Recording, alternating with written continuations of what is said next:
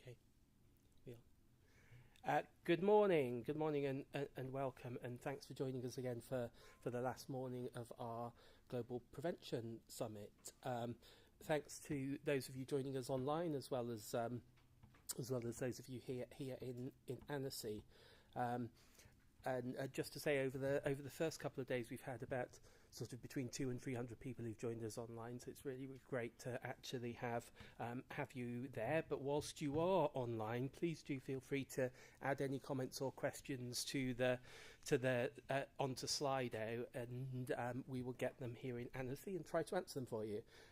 Firstly, and most importantly for this morning, a very, very special announcement.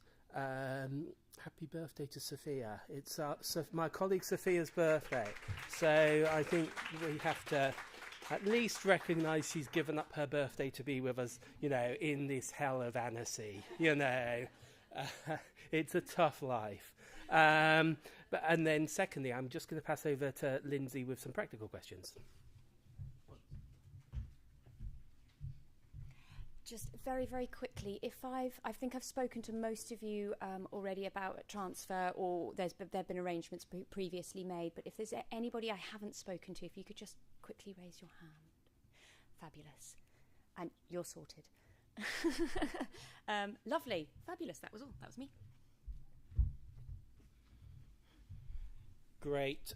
So this morning we're going to focus on the future, and this is ILC in the UK is a futures organisation. We like to think about the future and what the future looks like in the context of demographic change. So we thought we'd bring 4 people with very different perspectives, but actually astonishing knowledge and expertise to come together and talk about sort of a bit about their vision for the future, whether that be around impact, whether that be around the how do we make sure we are adapting society to the both the risk of future pandemics, but also how do we make sure that we are ensuring more of us live healthier and better for longer. Before sort of I pass on to my colleagues to sort of do an introduction, another couple of quick thank yous. Big thank you to Lindsay, Patrick, Aaron, Kate, Lily and Sophia for all of their work over the last few months, in fact longer, putting this together. We got here eventually. We were originally going to do this in September and then February, and then but we got here eventually. And then a big thanks to the funders who support all of our work on preventative health, including the work we've been doing on prevention. So Amgen, Home Instead, Gilead, GSK, MSD, Pfizer, Seqirus and Sanofi. And really great to have you here with us in Annecy as well. I think that's all I've got to say by the way of introduction. So I'm going to now perhaps just ask my colleagues from a seated position to just quickly introduce themselves, and then we'll move to the presentation. So Tilly, do you want to say who you are? Morning everyone. So I work for Eat Well, Age Well, which is a Scottish-based organisation, but I've got the hat of being a 25-year-old this morning, and my views as a slightly younger person in this conversation. Great. We were really, for those of you who don't know, it's ILC's 25th anniversary this year, and we're really keen to sort of explore how the world's changed over the last 25 years and how we might want it to change for the future. And for ILC, we're as interested in how you engage younger people in the issues around healthy aging as we are in terms of older.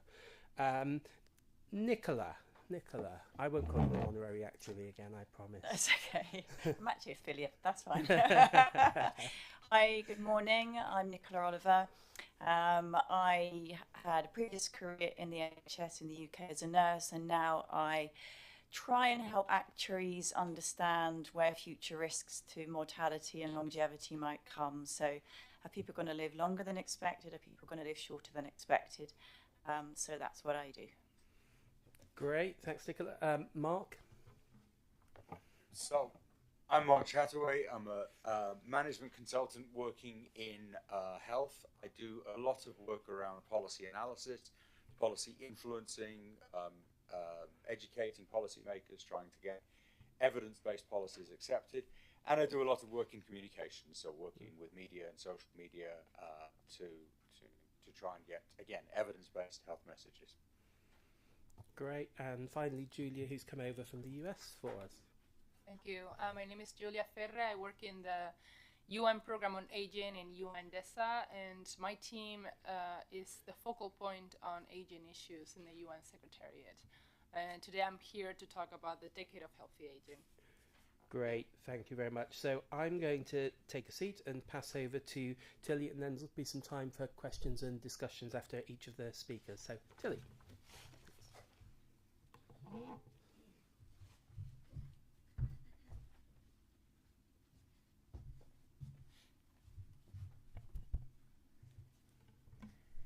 Yeah, good morning, everyone. So thank you so much for everything you've said over the past few days. It's really had my brain whirring and thinking about what I wanted to say this morning. So David asked us two questions. What needs to happen next, and what change do we need to see? I think they're very broad reaching, and I think we could all say about 100 different answers. So I'm going to focus on the human side to this conversation this morning, but I'm sure I could have said many different things. And first, I wanted to touch on a point about ageism. So although I'm, representing someone who's 25, I think it's really important to recognise, younger people are not a homogenous group in the same way as older people are not a homogenous group. And this is just my personal experience, my job and how that influences my views.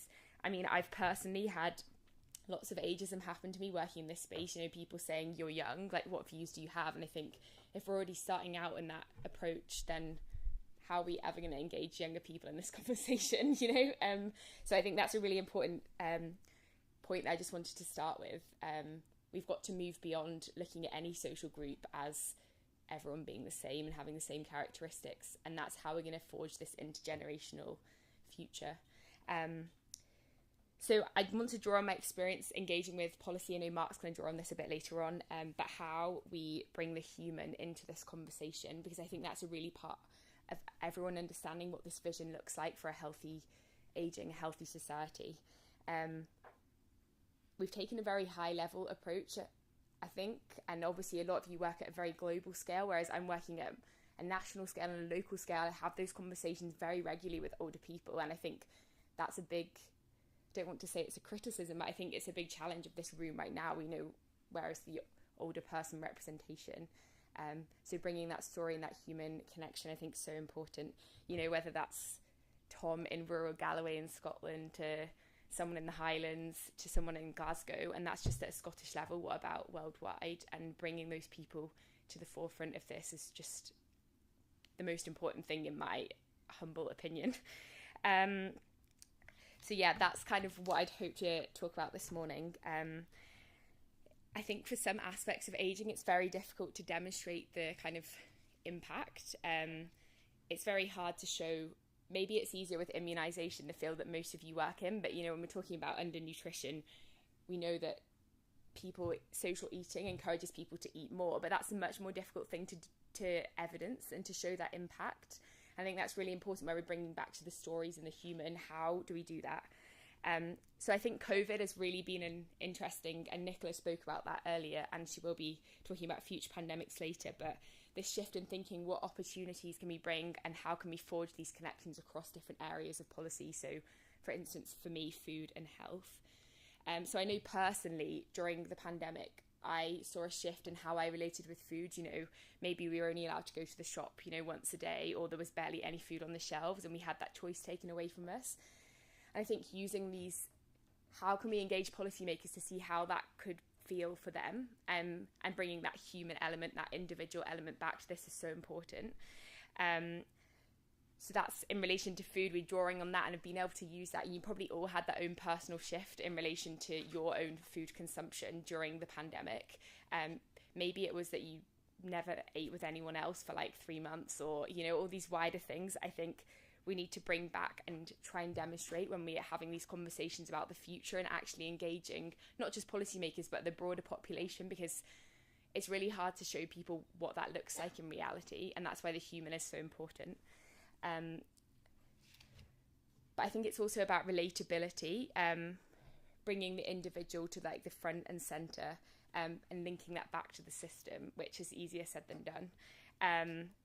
A whole system approach I mentioned yesterday is so important in relation to food, but it's bringing that back to who that is and that relatable side of things.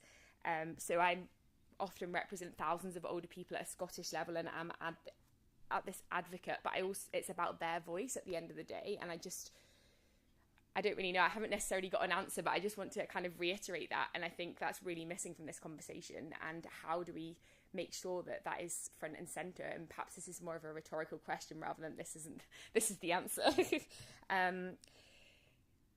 So yeah, I think one of our calls to action, for instance, is about education. I know we've spoken that a lot about how we can build this conversation. So we talk about starting this conversation around food as people age. So lots of people are unaware of the challenges around undernutrition, and this starting the conversation is so important, and moving beyond this bubble. You know, we're all saying the same thing pretty much. You know, we all know what we need to do, but how do we get the people that are making these decisions to care about this?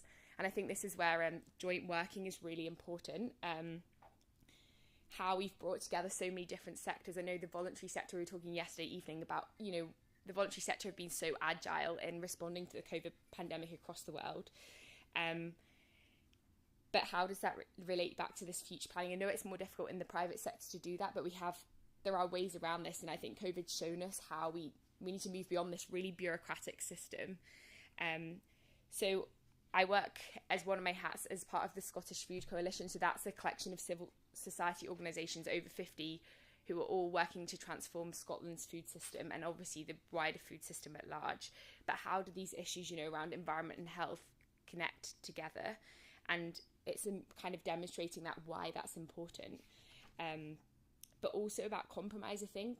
You know, we all have ideal goals, but how can we enable, like, recognising, you know, if we do this and this is going to have this impact, we've got to have this joint approach, and that can be across the whole system in terms of thematic, but I think across the voluntary sector, across the private sector. And I think that seems to be so well done in relation to immunisation, but food, there's definitely lots of areas of potential.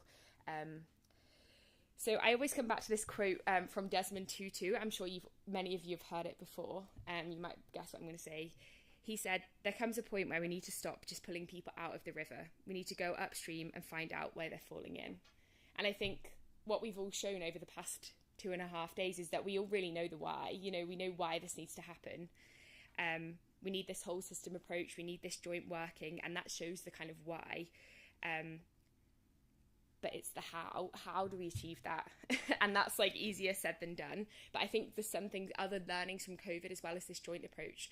For instance, in the voluntary sector, the role of data sharing. So GDPR can be a massive issue in terms of, not an issue, it's obviously necessary, but how we enable that sharing to improve people's health outcomes. And a lot of that was adjusted in light of COVID.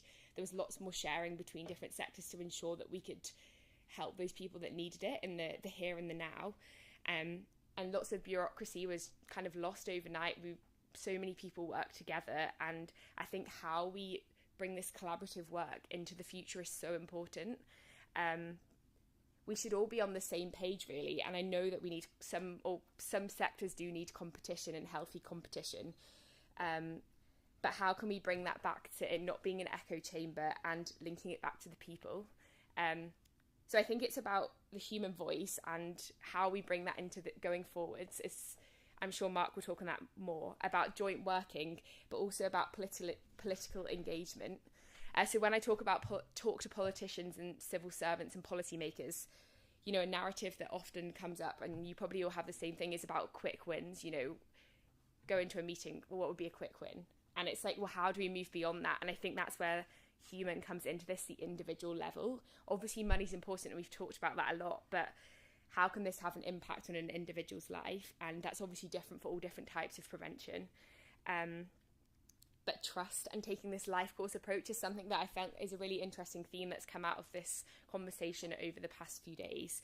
And building this long-term relationship and kind of this shift in thinking, even if, you know, politics is this fixed year cycle every 4 or 5 years, but how do we harness people's thinking to move beyond this system of I need to demonstrate I've done this so that I'll get re-elected, and kind of shifting that. And I think showing what those systemic vulnerabilities that the pandemic has shown us is really important.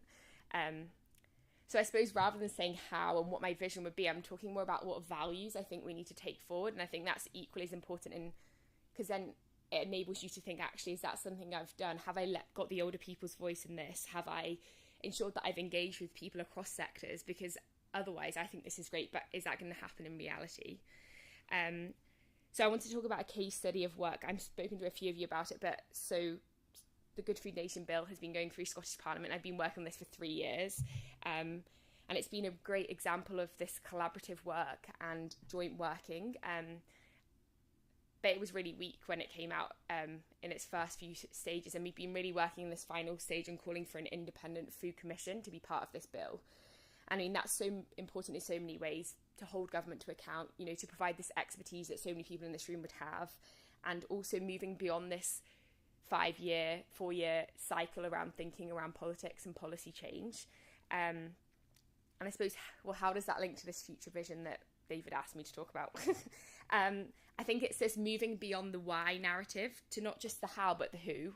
So we've been able to collaboratively work together and move beyond this like homogenous approach, and to show who the people are, but why that not just affects ageing policy, but how does ageing policy affect the environmental policy? How does it affect animal welfare? So we've got to not be working in silos, and ageing, if we're going to truly be healthy ageing population, then we've got to look beyond this room. We've got to look beyond a very niche area and think how everything kind of connects across the whole system. So I think context really matters, and obviously that's like a Scottish specific example, and but it's really important to show, I think it's a way of showing policymakers how the challenges, but also the opportunities, and taking that life course approach to policy that we have talked about is really important in kind of engaging people and showing that why and the people that are part of it. Because everyone, like we talk about in relation to food, everyone eats, but you know, to age is such a privilege, and everyone is aging. We're all aging right now, and to show people why that matters is just so important to this conversation. And that's why I think going back to this human side of things is so important. So basically, I suppose I've just had like in my thoughts, I wanted to really draw on what we've discussed rather than come and be like, this is what I want to say about my future vision, because I think otherwise we become very siloed again. If I'd come with like very clear presentation, that doesn't necessarily think, well, what have we learned? How are we going to take it into the future? And that adaptability is so important. We can't be fixed in our approach to this. I think engagement and change in relation to this is about the who, and that's applicable not just to policymakers but to the general public as well. And I think this idea of drawing on the human really links back to the social model of health and wider social determinants. You know, food is social, aging is social, you know, everything is about this social aspect. And it's so easy to forget the people that are at the heart of this. And that's kind of the message I want to leave. Don't forget the people, and don't forget their voice and their experiences, because that's who this is all about. So thank you.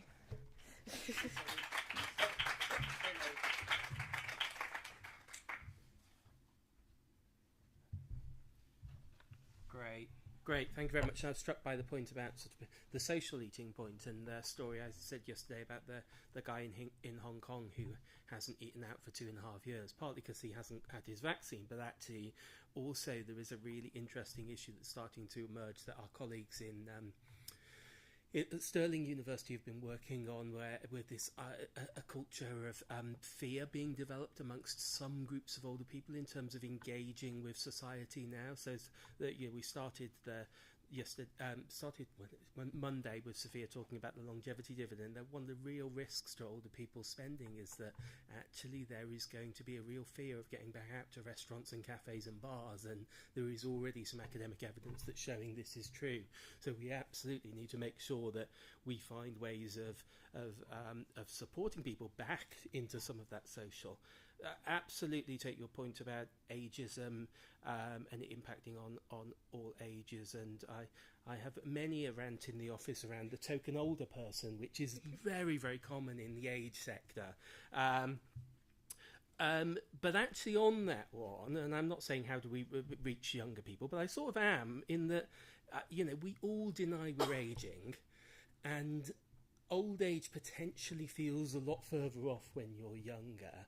One of the things when we talk to people like the pensions into this industry, they say, oh my God, wouldn't it be brilliant if an 18-year-old phoned me up to ask me about my pension? They never do. They phone at 58 or 68 sometimes. So I don't know if you've got any reflections about sort of, given that we do all deny ageing, and given we are really thinking about long term, how do we put ourselves in the place where, no matter what age we are thinking forward and helping ourselves prepare, whether that be around food or anything else? I don't know. What do you think? Yeah, that's an interesting one. I think we need to build systems where we have that intergenerational interaction, which I talked about before, because I think it's so easy to be in that bubble, and that can be the same with particular age groups. Like you're in schools, or older people might be at a lunch club, but then there's never that interaction. And I think those conversations, and it doesn't just, I think quite organic conversations are quite important to this conversation, just as much as a policy looking back at the individual and encouraging that those interactions, however that may be, I'm not exactly sure, but food does play a huge role in encouraging that conversation.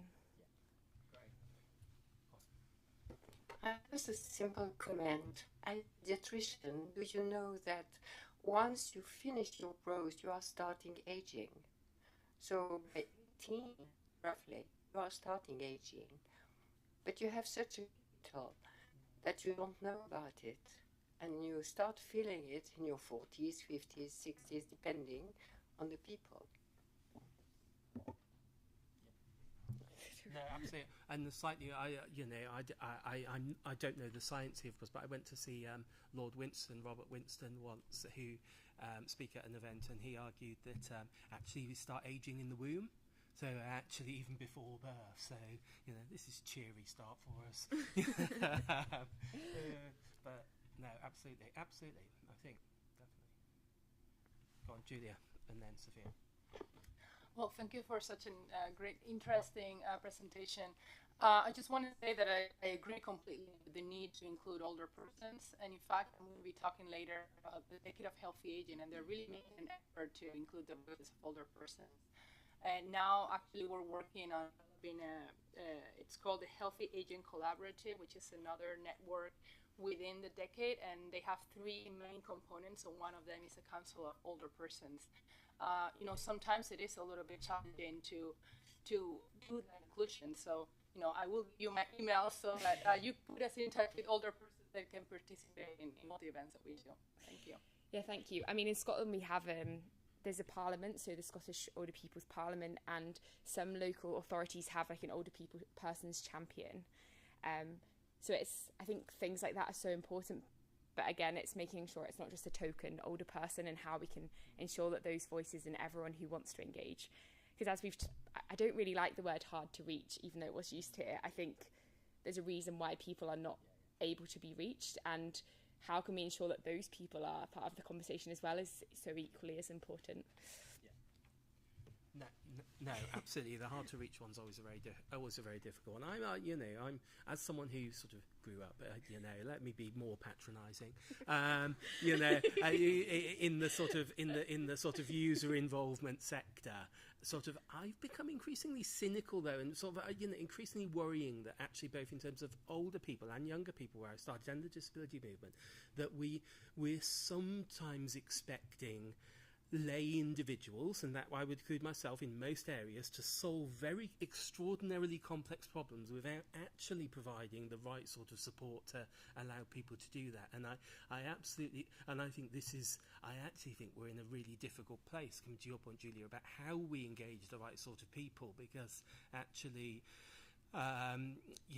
it is a real challenge, because I probably would argue that yes, we need some face-to-face, but actually we do also need good quality representative research that actually tells us a little bit more about what people think, as opposed to just involving what is inevitably the case in places like, certainly in bits of the UK, the same people all the time. Yeah, I think really interestingly in the food space, this commission is going to be really important in providing civic participation. So the voice of not just older people but more broadly, but having that research and that steer. And I don't know if there's other ways of doing that within relation to other policies around how do we have that accountability and someone who's directly involved in that. Obviously there's so many models of a commission and some work, some don't, but it'll be just interesting to see that how that plays out in relation to the delivery of a good food nation, which recognises older people as part of that, because that's been an ongoing conversation where people forget older people, and making sure that they're front and centre is what I do, my bread and butter. No, and it is extraordinarily important. I'm going to bring Sophia in a minute, but because I think you wanted to say something. Did you, Sophia? Yeah. But just to say, I think so. The work Sophia talked about yesterday, we sort of glossed over this, but actually the fundamental question we wanted to ask as part of that work that we did with social media is: can we provide an evidence base that you can use younger people to engage older people? Fundamentally, we came up with the answer is we still don't really know. And one of the things that's really striking is that, actually, Sophia mentioned the work in China, and there's a couple of other studies. It actually the idea partly came from some initiatives. Firstly, because we hear it all the time. We hear, older people will remember the iron lung deaths, or they will tell younger people X. Or we say, there was a really interesting German study where they said to a group of women, that you should go for a walk with your baby in a pushchair because it's good for your baby. It was never about the baby, it was about getting the mother to do the walk. So the messaging was all about using different generations. Then the other one we looked at was and those of you who've been in around the global public health space for a long time will have seen this video lots of time, the Thai anti-smoking campaign, which has astonishing amounts of views, has loads and loads of people, and and this is a great, interesting campaign where basically what they did is they got an agency to create this video where they got kids who were between 5 and 10 to walk around the streets of, I think it was Thailand, and go up to people in their 30s smoking, say, look, you're smoking, can I have a cigarette? And people said, you're stupid, why would you smoke? And then they gave them this piece of paper that said, well, why do you smoke? You should stop, here's a helpline. And the success is deemed that this telephone line then got lots of phone calls. But there is no evidence at all that as a campaign made any difference at all to actually the levels of smoking in Thailand. It got people phoning up a phone line, but actually the reason probably people are smoking has fallen in Thailand is frankly taxation. You had 20 years of increasing tax on cigarettes. But so I think what we there is a real interesting question here, that actually how can you work across generations, and how can we really develop that evidence base that doing X really works? Sophia, I hope you weren't just about to say we definitely can, good, go on. I just want to say thank you for such an interesting presentation. I've really agreed with a lot of your points, and I think the point about independent food commission, I just thought was really interesting. That it kind of escaped short-termism politics, which we've been talking about as a barrier to kind of pushing forward with the prevention agenda. And I was just wondering, do you think there's something that we could be calling for? Just kind of lessons from your experience there, how you kind of called for it. What was, do we kind of about that with other organisations? Maybe could there be kind of an independent prevention commission or something broader? I don't know if you have any thoughts. And then in terms about, including the voice of old adults, I think that's a really interesting idea. Obviously for us we take a life course approach, so I guess that would be across the life course, but I completely agree. We do quite a lot of that when we do research, but I think beyond the research we try and include, a lot of our core research will have that voice, but I think beyond that I'm just trying to think if you had some thoughts. I think you were saying they get involved in the kind of commission, they'll be involved in the kind of decision policy making process, ideas generation. So just wondering, your thoughts beyond research, how we could include. Yeah, I think that's a good question, because I'll pick up on the second bit first. I think that's how you engage policymakers as well, because how many people read all those reports that land on their desks, 2%. I don't actually know, and that's where it becomes the people and the humans, and that's how I think we've been so successful in Scotland, is bringing it back to that human level and that individual level, and drawing on the fact that obviously everybody eats, but everybody's aging as well. There's some parallels to that kind of situation, and it's been hard in relation to COVID, but we've still had lots of engagement in different opportunities to feed in those views. In terms of the independent food commission. I think that's an interesting point around prevention, and I do think there needs to be a way of looking at how different elements to prevention are working together. When, although I've not got very much, I didn't, but I've definitely learnt lots over the past 2.5 days around vaccination. But I think there's so many parallels to that learning, and we so work in these silos and we don't enable that conversation. So we're also part of the UK Malnutrition Awareness Prevention Network. So that's bringing together academics, people working on the ground. And I think that's a really important part of that conversation, because you need the evidence base to show why it matters at the same time as having the voices. So I think it's how these all kind of intersect is an important. Great. No. Brilliant. Thank you very much, Tilly. Thank you. And Mark, there might be one for you later there in the sort of people don't read the reports, and what does that mean in terms of how we engage? Because it's certainly the case, and I know you mentioned a moment ago, Mark, about social media, that even over the last couple of years, it's harder to reach people via social media, even that actually the algorithms are changing, and frankly, unless you pay, it's extraordinarily difficult. So really interesting in what the future is of comms across all generations, given that actually it's harder to engage and find ways of engaging people, and we need to innovate a bit. Let me now pass over to Nicola, who's going to come and talk to us about her work. Nicola last spoke at an ILC event, I think I mentioned it yesterday, which we did that was alongside the 100th anniversary of the Spanish flu, which we published we did some work in autumn 2019, just before the pandemic, and then we had COVID. So, but Nicola is such an expert in this space, and really, really great to have her here. So Nicola, come on. Hi everybody, thanks Tilly. It's just really incredible to hear your views, and I think everyone can feel really mobilised by what she has to say. So as David said, I'm one of sort of many, I guess, considered experts in the COVID mortality longevity space, and I worked for the last almost 2.5 years with a research group of other actuaries. One of the things that David asked me to do this morning was, how can we prevent another pandemic? And I sort of looked at that and thought, my first thought would be, well, no, we can't, rather than how. So in actual fact, we probably could prevent another pandemic. There will always be outbreaks of infectious diseases. Sporadic epidemics, we've seen this with Zika virus, we've seen this with previous coronaviruses. And the world really wasn't ready for this pandemic, and partly because from a point of view of public health perspective, and public health really, when you look at a definition, is all about mobilising many different agencies, social, health, leadership, governance around the world, to come together to prevent disease. And the current pandemic preparedness plans were really all centred around one virus, an influenza virus. So that was the first problem. We were very complacent about the virus that might emerge, even though we had 2 previous coronavirus epidemics, which killed sufficient number of people to cause concern, and have left a long legacy of ill health, morbidity.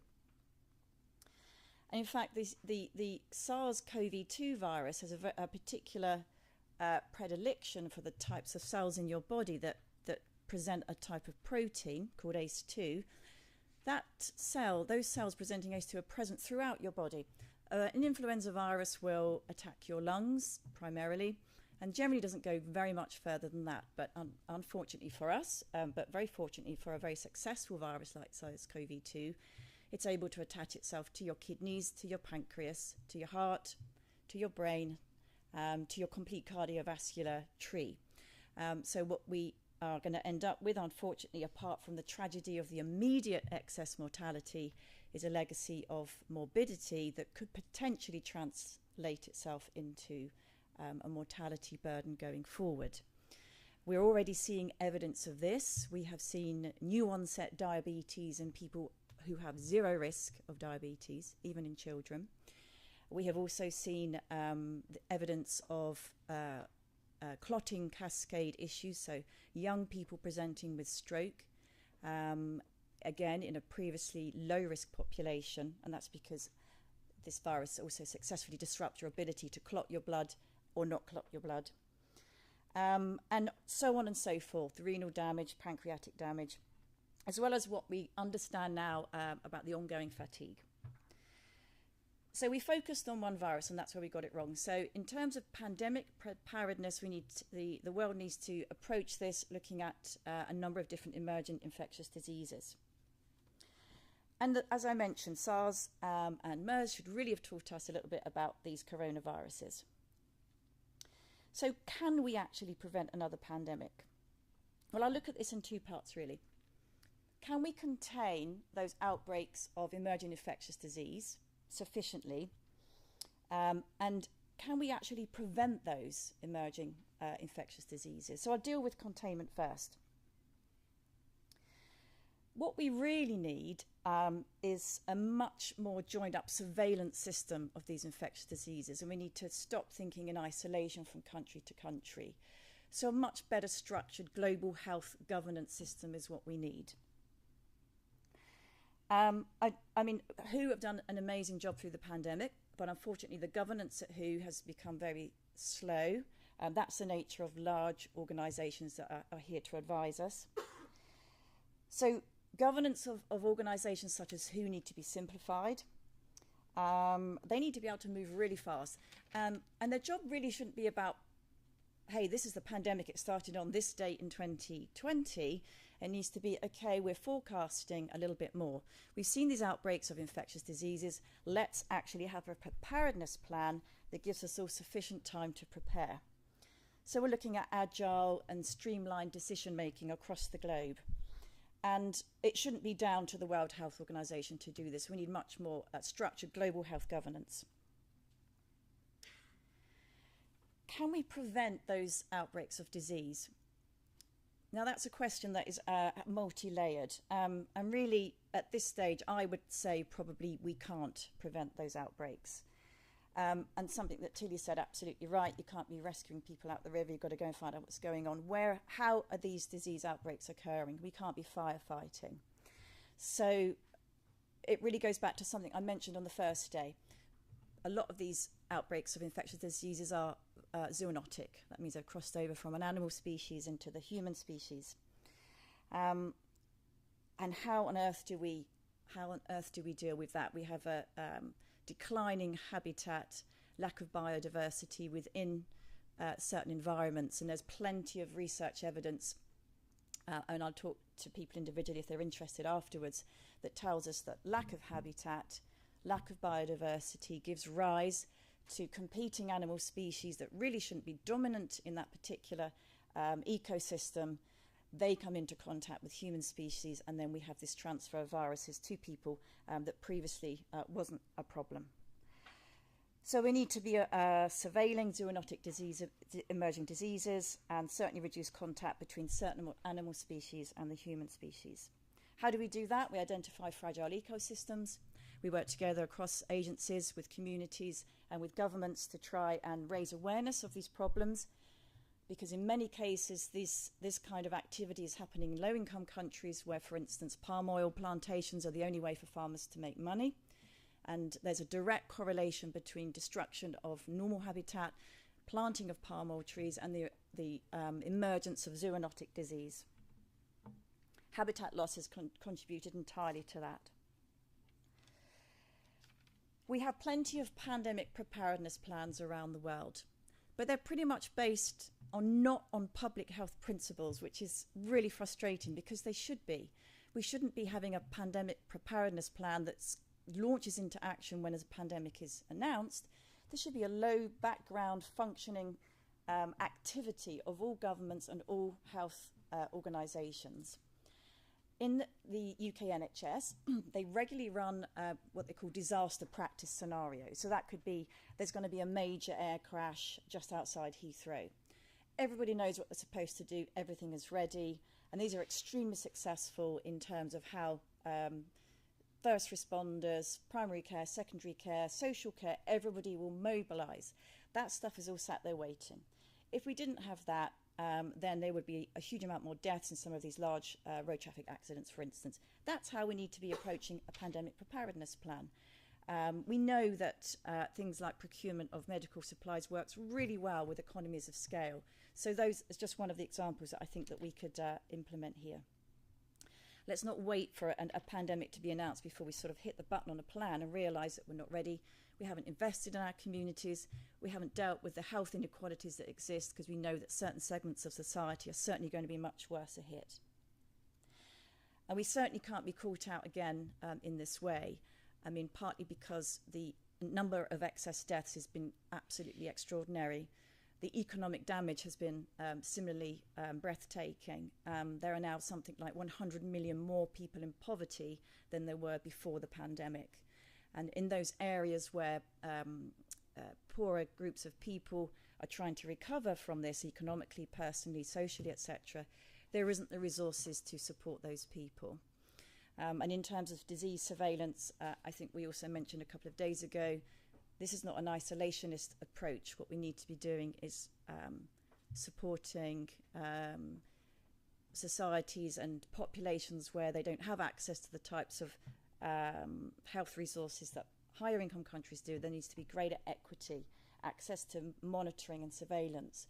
We don't know the excess death numbers in some countries around the world, which is absolutely astonishing. A fragmented response is absolutely woefully inadequate, and we cannot be caught out like this again. So we cannot play catch up. We can't be behind the pathogen. And in fact, I think it was Dr. Mike Ryan from the World Health Organization was sort of the sole voice really throughout this, saying, look, it's better to overreact than underreact. It's better to be over-prepared. We can't be behind the pathogen. We have to be ahead of the pathogen.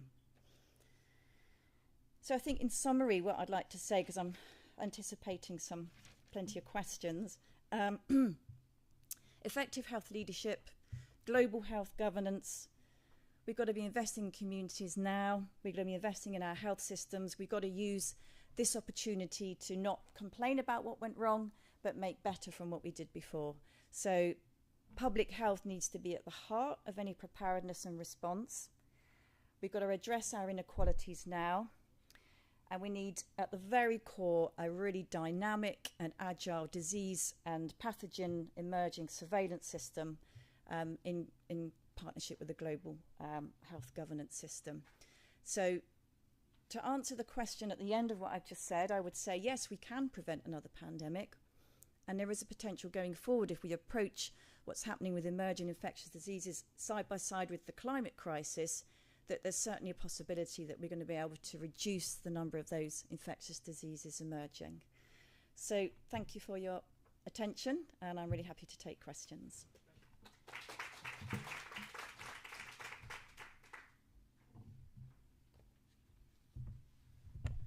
Great. Thanks, Nicola. Struck certainly by the link, and we've talked about this over the last couple of days, between the links between sort of environmental harm and health harm, but also clearly the inequalities as well as investing in communities.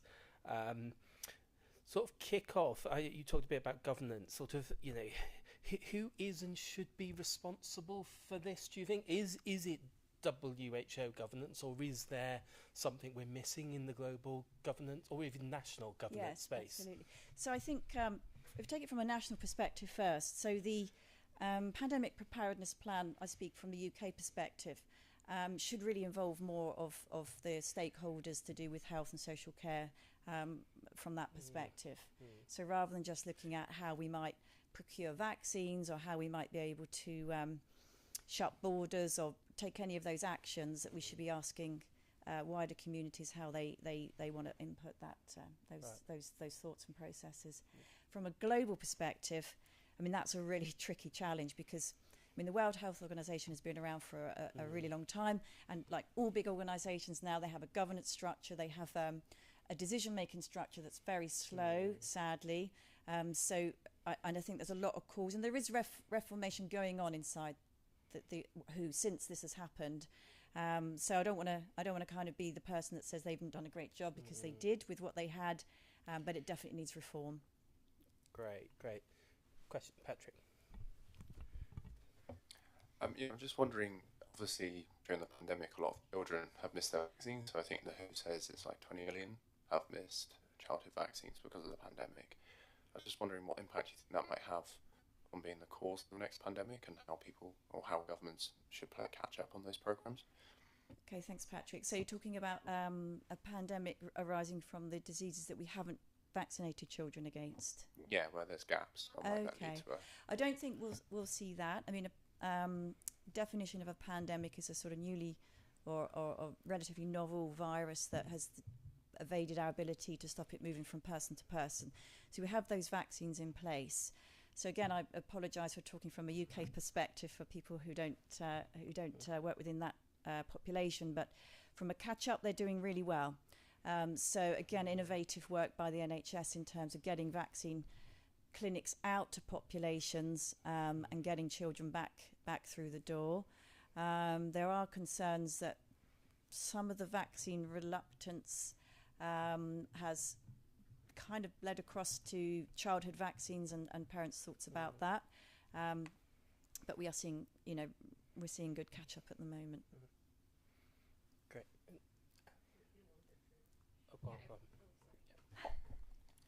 So obviously, I think in the UK, I can't speak necessarily more broadly, but we've gone from this shift into people thinking, living with COVID, and that if you said to someone public health and they just automatically solely think about vaccination, how do you think we can shift to recognise the breadth of things that public health must cover? Because I think there's such a, I don't know, people seem to be very complacent, and is there a way we can create that shift, maybe at a national level or global level? I'm just curious for your thoughts. Sure.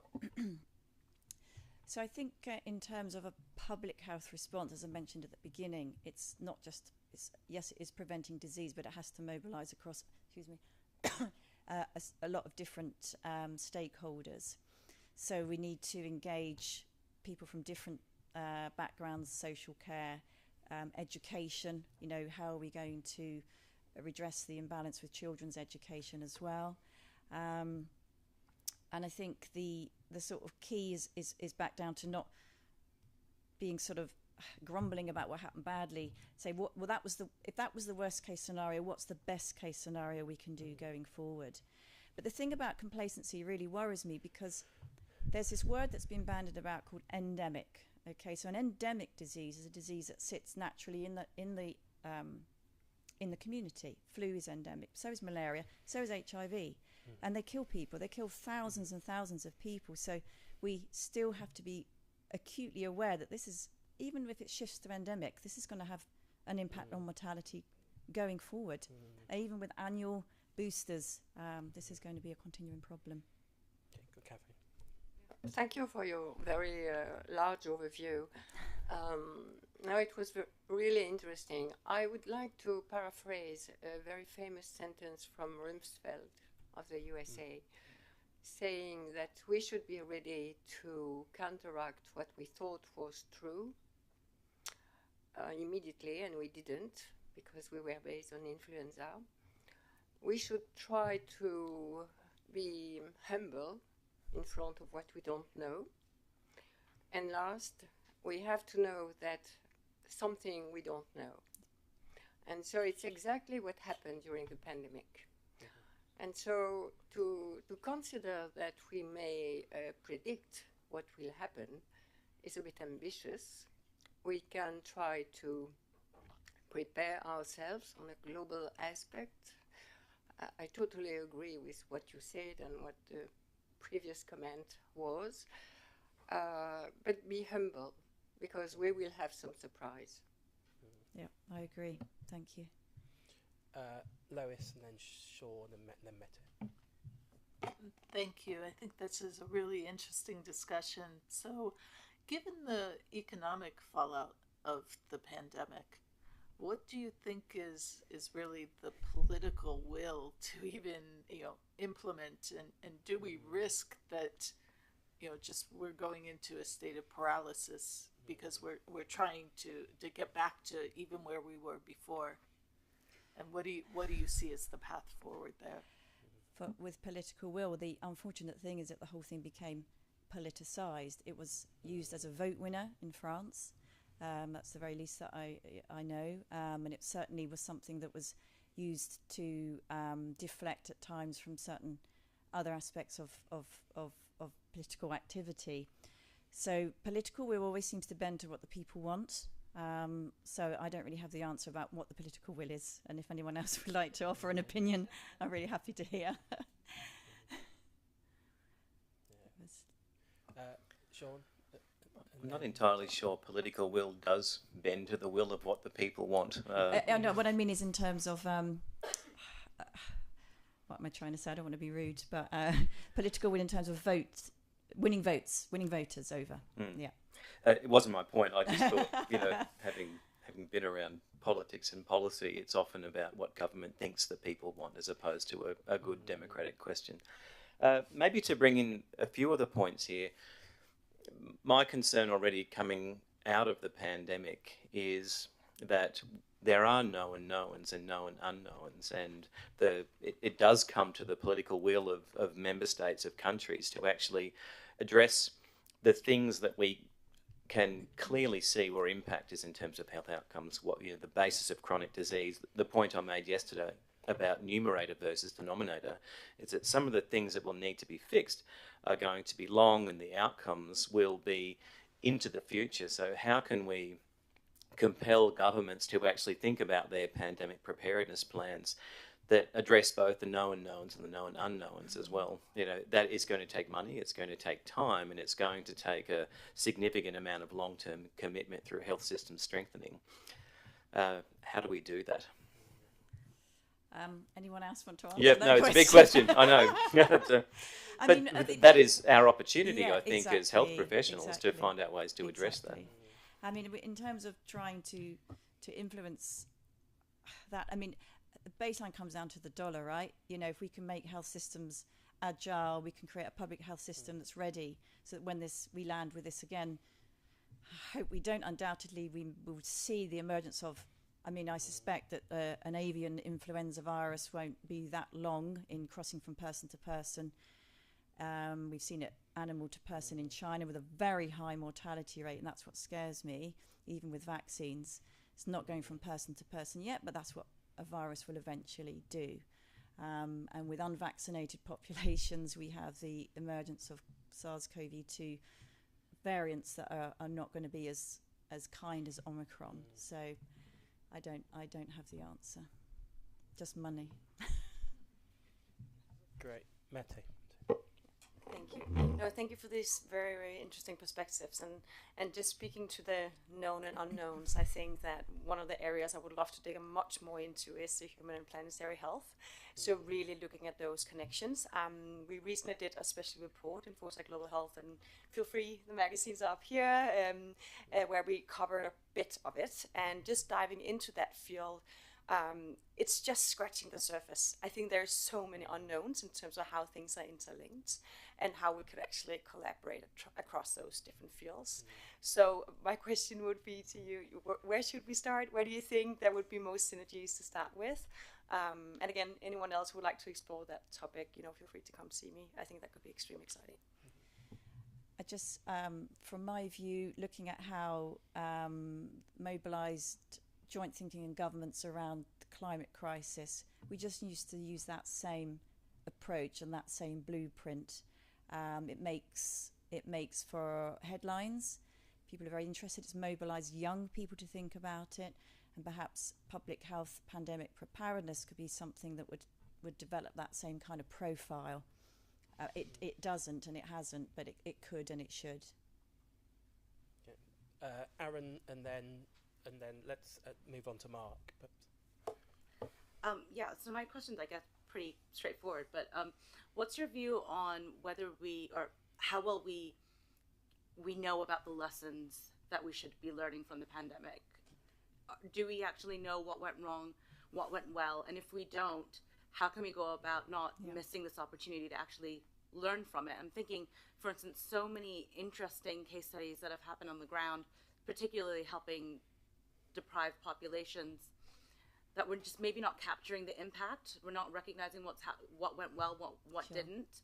So yeah, I just wanted to hear your view on where do you think we are with this? Yeah, well, at the very least, every country needs to conduct a transparent COVID review, an audit of what happened, and not be afraid to present the findings in all of their whatever, positive, negative. That's the only way we're going to learn. And this happened clinically, right? So best practice clinically was shared around the world, and that was transformative. A small observation that turned into a life-saving observation was, let's stop ventilating patients with high pressure oxygen. Actually, we can do this with low pressure. We don't damage their lungs and they live longer. So that wasn't something that clinicians kept a secret. They didn't want to be, oh, well, we discovered this, we're not sharing it. So let's use that as a blueprint as well. There's clinical audit within health systems, within hospitals, where you regularly discuss what went well with a case, what didn't go well. That we could just upscale that to a global perspective. What went well, what didn't go well. We're not going to beat ourselves up about what went bad. Let's take forward what did work and then share that message.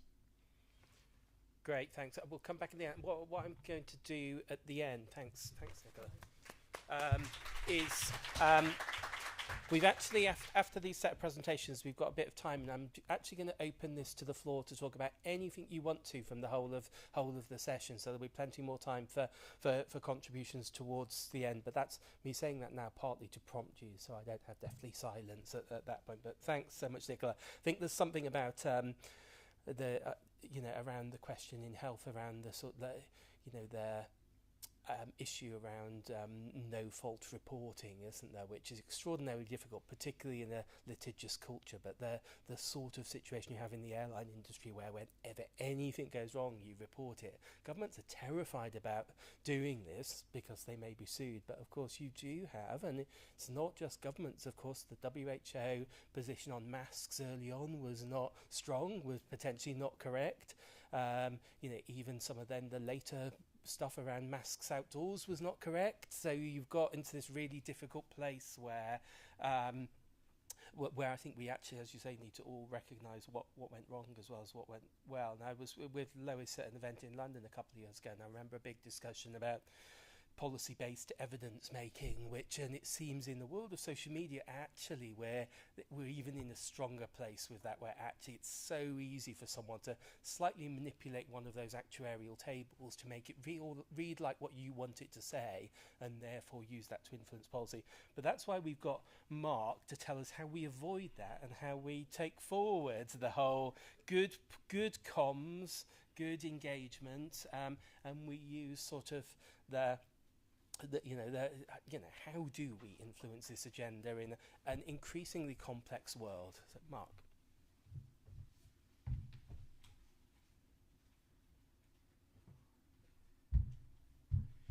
So, I think the key to complexity, the key to dealing with lawmakers and public officials about complex subjects is to make them really simple.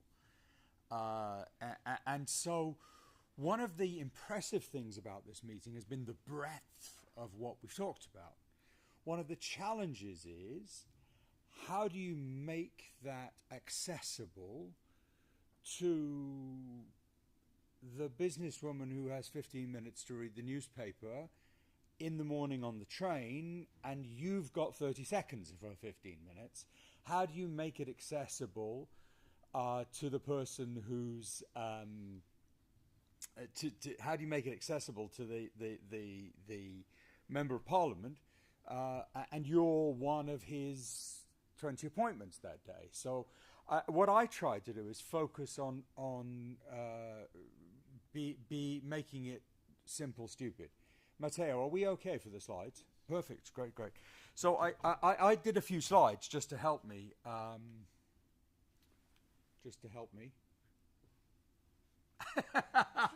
Should work, shouldn't it?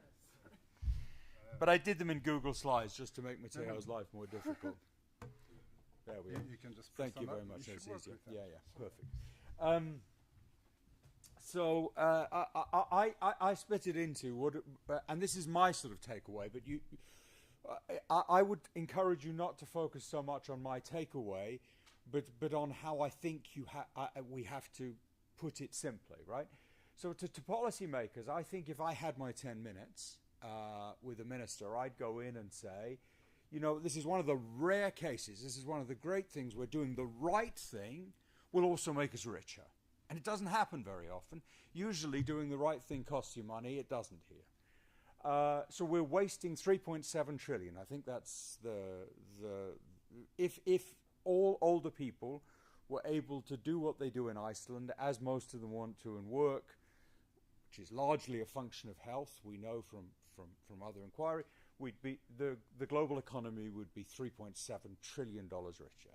So you're wasting $3.7 trillion of resource, and it'll get worse because the global population is aging fast. If you invest in prevention, you get $5 back for each dollar. Now the challenge here, you have to add, is it'll happen within your political lifetime. So you need to give them some examples of stuff that won't happen in 20 years, but will happen in 4 or 5. You can say some of it will happen in 20, but some of it will happen in 4 or 5, and I'll come on to this, or at least there will be stuff you can present, ribbons you can open, charts you can put up on the wall. And you may need nudges and incentives to get to the full rewards. So we don't have to go into the details, but we need to say to the policymakers, behavioral economics will matter a lot here. You need to act now, because we are on the absolute, we are into a technological revolution that, because of big data, will revolutionize our ability to target prevention. Well, we know that most prevention money is wasted because we spend it on people who are never at risk in the first place. That's all going to change. Diagnosis and treatment. We are probably 5 years away from being able to detect microtumors in blood, to be able to identify cancers.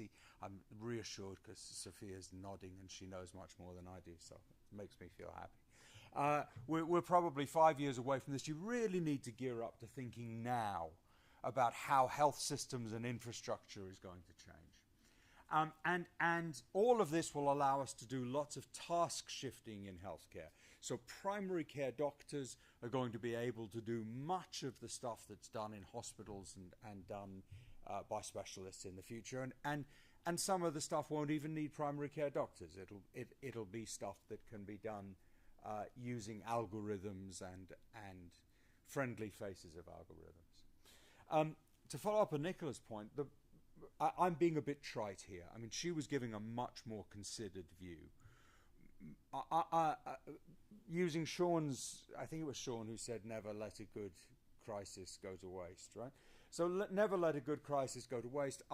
My take on pandemic prevention for this policymaker audience is to say, actually, we don't know what the next pandemic will look like. Will it be a coronavirus? Will it be an influenza virus? You know, will it be Ebola finally escaping from Africa, the nightmare we've all had for 30 years? Maybe. But what we know is that good underlying health is the best preparation we can have. So we know that people with good underlying health were much, much, much less likely to end up in hospital. And the big challenge for countries has been conserving health system resources throughout. That where we've really had crises, it's because the health system hasn't been able to cope. And so your mentality has to be focused on what can I do within and outside a pandemic to make sure that I conserve as much as I can of health system resource. And that brings us back to prevention. Finally, older people vote much more than younger people do. They'll thank you for this. And we have mechanisms to make sure you're going to get rewarded, which brings me to my next slide. So it seems to me that what we haven't talked about much here, with great respect, we're all a bit geeky, right? So we're in this little think tank world. We haven't talked about mobilizing the broader civil society. We haven't talked about getting those groups of older people and their families who are the mass movements. So they're much less good than you are at crunching numbers and analyzing data and looking at policy implications and all of that. They're much better than you are at the raw business of politics. And so I'm thinking of especially things like the AARP. If all of you Does everybody know the AARP in the United States, who are this fearsome political machine? And so we need to encourage them to do what the National Rifle Association does, which is why I said the devil shouldn't have all the good tunes. You know, the National Rifle Association in the US, which has the support of 20% of the US population, if that, 15% probably, is ruthlessly efficient at rating lawmakers on their performance against the NRA agenda, at evaluating every party platform, every manifesto when it comes out, giving it a 92% or a 51% grade. That's the kind of stuff we have to be doing for government plans and policies on prevention and for health for older people. And that gives politicians something they can trade on, right? Their trade is terror and reward. The terror is, I've been given a 42% rating for my performance on keeping older people healthy and health systems functioning. This is a disaster. The reward is I got a 97% rating. The reward is I made progress. We need to encourage the civil society coalition to have a message grid. Now, in the world of communications and policy, what we say is we're going to talk about one thing or two things maximum for 3 months. We're all going to talk about it, and then we're going to move on and talk about something else for a month, because it's repetition that gets people acting. So for this to work, you need a civil society coalition where you've got ILC producing a report, you've got Age UK holding a mass meeting, you've got friendly journalists writing columns, and they're all talking about vaccination or food poverty or malnutrition or whatever it is. And so we need a grid that meets all of the agenda items we want to cover. This isn't the full agenda, but things like social determinants, like food, like vaccines. And then that ad hoc coalition needs to put it in. And finally, this I've called it civil society, but I mean it to be broader. Employers have a big interest here. Insurance companies have a vast interest here. So we need to get them all on board for this movement that says we don't agree about everything, but we do absolutely agree that if we could just get cardiovascular primary and secondary prevention in place, all of our lives would be much better. Older people. We need messaging to older people as a whole. And the more I listen today, the more I think that we don't say enough to older people what Asian societies are quite good at saying, for example, which is you're actually a precious asset to society. You're not a drain on resources. You're not taking away your grandchildren's future. You're not being a drag on the economy. You're actually a driver of the economy. Without you, we can't function. And therefore, you have sort of an obligation. I mean, an obligation maybe is a bit strong, but living the fullest, healthiest life you can is good for you and good for society. Good prevention adds good years. So it's not that you're going to grow old and be miserable and incapable and hobbling up the stairs. It's that you're going to live a full good life for as long as possible. And then I was struck by that data. I forget who presented it, but 40-something% of disease is preventable. That's quite a powerful motivator. Believing doctors and nurses, but taking responsibility. So we have this balance, right, between we want you to accept that the healthcare system is credible, but we don't want you to think, oh, I can leave it up to the doctor, the nurse, the pharmacist to tell me what to do. You actually have to go in and say, I know this is what I should do. And I'll come on to my final slide in a minute, that families have a role there too. And then again, we go back to COVID lessons. People did become very comfortable with testing. They became very comfortable with the idea I routinely test. It's a way to keep me safe and my family safe. By and large, vaccines, yes, hesitancy. It's a different discussion. I think we spend too much time on it. overall, people accepted that vaccines work, and people by and large queued up at 6 in the morning and waited 4 hours to get a vaccine. We should build on that. And that underlying health is the best defense against everything. So if you keep yourself healthy, that's the thing that's going to keep you safe during health emergencies. And then finally, for families, right? You need to advocate, you need to be vocal as advocates. Better health for older people as possible.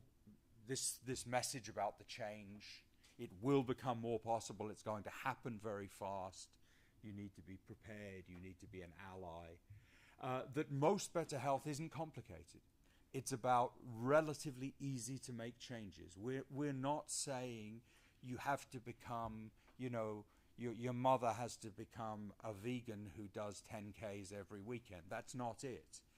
These are mostly changes that you can make without revolutionizing your life. Although, as an aspiring vegan, it is a good idea to become one. You may need to be the link to this. It's not that there are helpless older people who need you to do stuff for them. It's that you can do some things well and they can do some things well. And it may be that you can do the tech bit of this better than they can, and it may be you can play bad cop better than they can. That your mother may not be willing to go into the doctor and say, I need my osteoporosis test and I need it now. So it might be you who has to call up the doctor and say, do you want to be reported for not giving my mother an osteoporosis test? Good. Then give her one.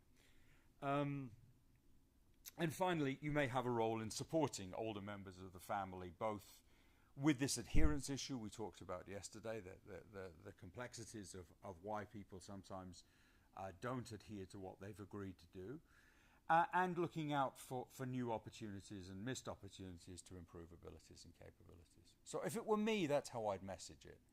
And I realize I've deliberately and probably inadvertently missed lots of the nuance and got some of the numbers wrong, but I think that's the kind of approach we have to have if we're going to go out to the geek-free world.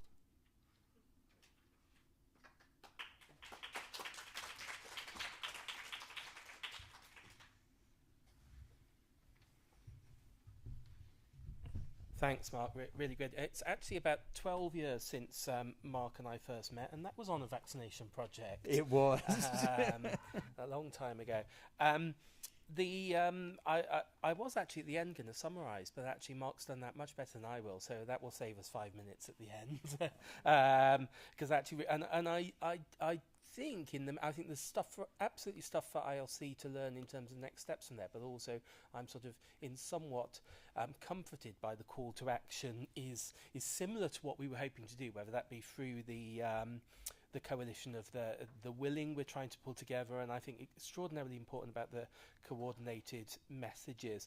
And your point about hesitancy is really interesting. I'll perhaps share it on Twitter again later. There's this amazing video that I really, really like of and when we opened, I think it was to 18-year-olds, we opened the COVID vaccine to 18-year-olds, and we basically, and it was a bank holiday weekend, I think it was August maybe, their first year, and there is this amazing video of, at Twickenham station, a group of teenagers getting off the train and literally running.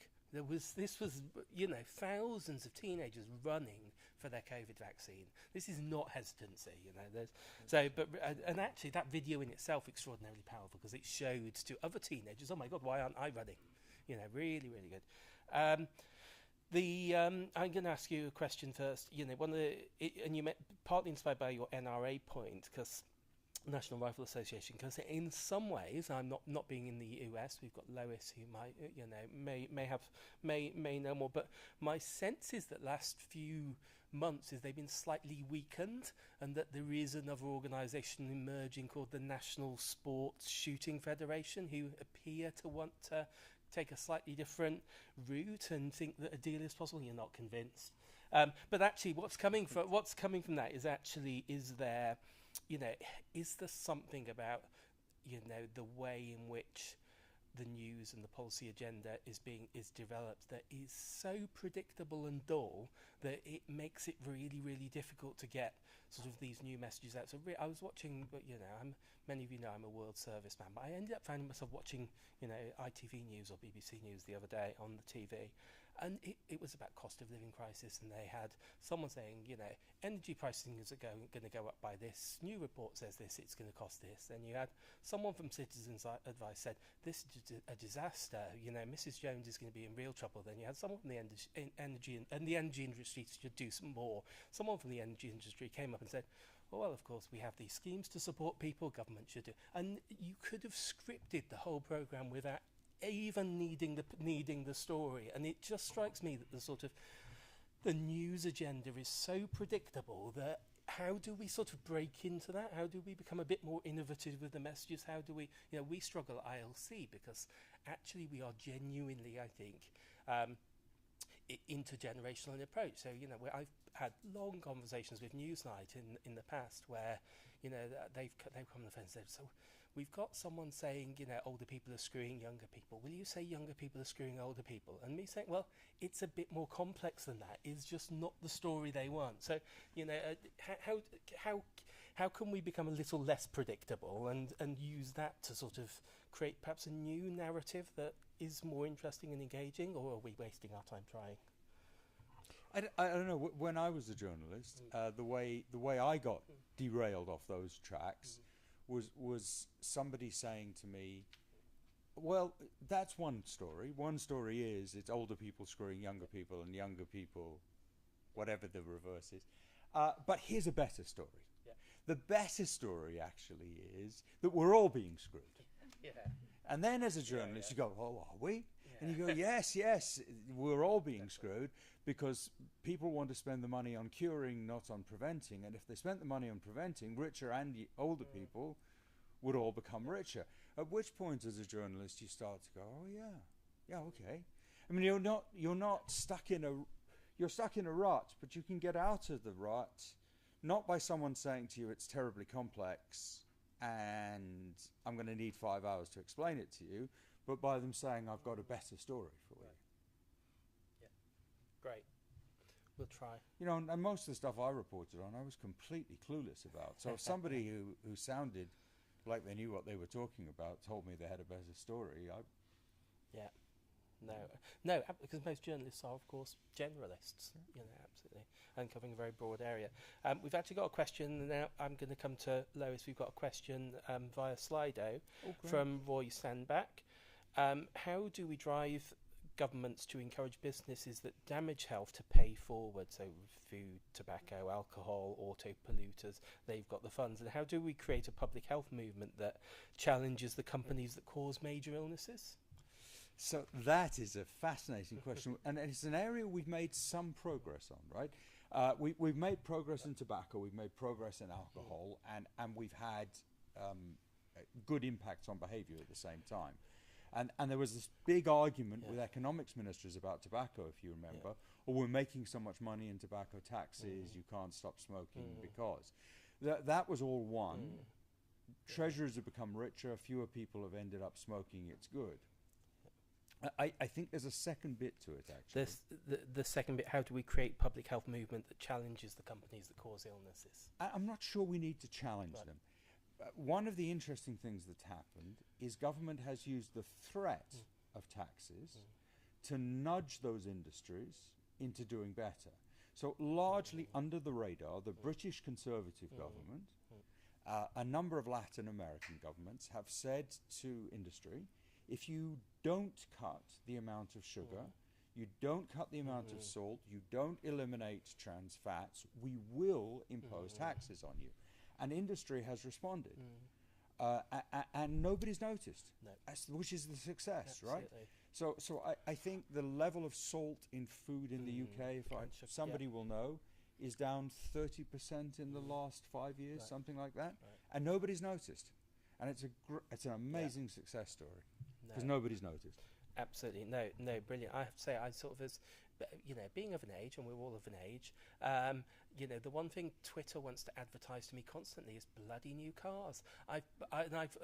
My general sort of, and I'm fairly anti-car, but I have this, and I pretty much block them all. When you come to a new country, those same car companies have got accounts which is the French version that they're advertising to me, and annoyingly Twitter won't let me report car companies for environmental damage and things, but there's something, But who was Roy it, Roy? Sandbeck, yeah. So I think it's a really good question that Roy's used, and government is too reluctant to use the carrot and the stick to incentivise positive corporate behaviour and to penalise negative. And isn't it? I'm not actually. I won't try and dominate, but my sense is CSR, ESR is actually playing a part in starting to change this debate a bit. In that, so for example, one of our funders, he's a very, very big insurance company, are thousands and thousands of times bigger than us, have said, well, if you want a new contract, you've got to have a net zero policy. This is a huge insurer, and the fact that a pension industry is ahead of the voluntary sector is really interesting in this space. Lois. So coming from the U.S. and I recognize that U.S. is a unique place, so it doesn't necessarily represent the sentiment of the world. But one of the challenges is that we are very individualistic. We are very focused on finances, on getting more wealthy, and part of the perception in the U.S. is that you just hear so much about the burden of older people, and particularly exacerbated during the pandemic when that all of the health costs are coming from that older segment. What I'm wondering about is what can we do to build literacy around older age, and I think there's a lot of people that really don't understand the contributions of older adults. They don't understand that they're the drivers of our economy.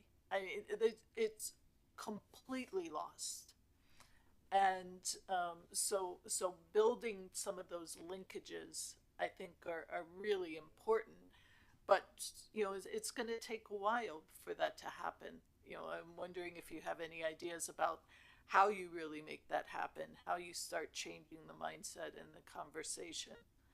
Then a second point is, I actually think there are two conversations around older adults, and probably more, because we do have, the generally healthy older adults where, there's a lot of prevention that's going to do a lot of good. And then we have a lot of pockets, just as anywhere in the world, where that's probably where the majority of the costs are coming from. It's not the general population at all. It's a very, very specific population. Yet our messages are so general that we're focusing. I don't want to say in the wrong place, because it's never in the wrong place, but we really do need to do a better job at getting to those more vulnerable populations. So I think to your second point, I really do believe that targeting prevention and mitigation. So you're right. Some of those people are already quite unwell. So you have to target mitigation measures that keep them as well as possible, as out of hospital as possible, as independent as possible. And I do believe that we're going to be able to get much, much better at that just because of the power of big data. That has some quite worrying privacy implications. It has some quite worrying broader societal implications. But the upside is it's going to allow us to focus resources. And then we have to convince the rest of society it's a good idea to focus those resources, because you're not going to leave, in any society, you're not going to leave old people to die on the road. So what do you do with older people that's going to make them happier and going to be good for society?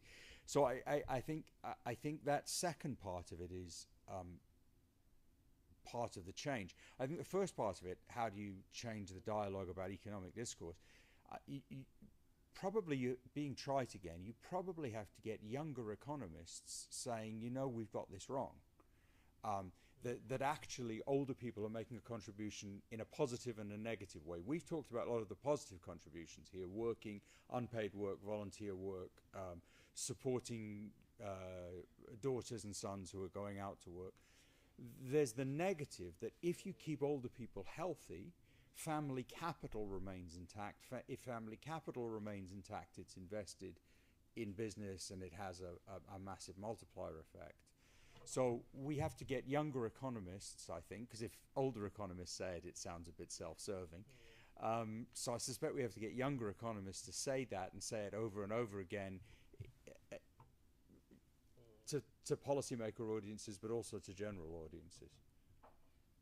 Great, and I think we have, of course. So sadly, Sophia is leaving us, but she's going into the Office of Health Inequalities. So that's Sophia. That's your first job.